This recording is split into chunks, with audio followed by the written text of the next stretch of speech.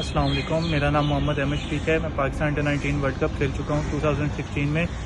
तो जब से 2 साल हुए हैं स्ट्रक्चर चेंज हुआ है, तो इसमें कोई ऐसा प्लेटफॉर्म नहीं है हमारे लिए जिसकी वजह से मैं अपने आप को शो कर सकूँ और आगे जाके मैं पाकिस्तान को रिप्रेजेंट कर सकूँ। और ना ही मेरे पास कोई फाइनेंशियल इतनी अर्निंग है लास्ट 2 सालों में कि मैं अपनी क्रिकेट को कंटिन्यू कर सकूँ। अस्सलाम वालेकुम नाजरीन, पाकिस्तान क्रिकेट से जुड़े ये नौजवान क्रिकेटर्स टैलेंटेड भी हैं और मेहनती भी, लेकिन वसाइल ना होने की वजह से मायूस हैं।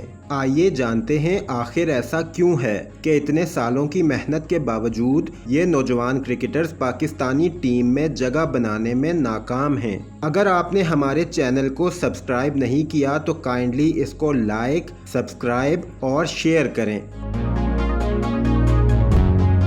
अहमद शफीक का क्रिकेट छोड़ना यकीनन एक बड़ा कौमी नुकसान है। बासलाहियत नौजवान क्रिकेटर ने पाकिस्तान के लिए 2016 में अंडर 19 क्रिकेट वर्ल्ड कप खेला और अब 2 साल से नज़रअंदाज होने के बाद दिल बर्दाश्ता है। अहमद शफीक के पास ना तो कोई सिफारिश है और ना ही इतना पैसा जिसकी मदद से वो इस निज़ाम में जगह बना सके। इन तमाम मजबूरियों के बावजूद एक बासलाहियत नौजवान खिलाड़ी मेहनत और लगन के साथ अपने मिशन पर डटा रहा और इस मुकाम तक पहुंचा। लेकिन आज इस निज़ाम से दिल बर्दाश्ता होकर उसने क्रिकेट छोड़ने का ऐलान कर दिया। पाकिस्तान क्रिकेट के लिए यकीनन आज एक स्याह दिन है कि हमारे नौजवान अपने मुस्तकबिल से मायूस हैं।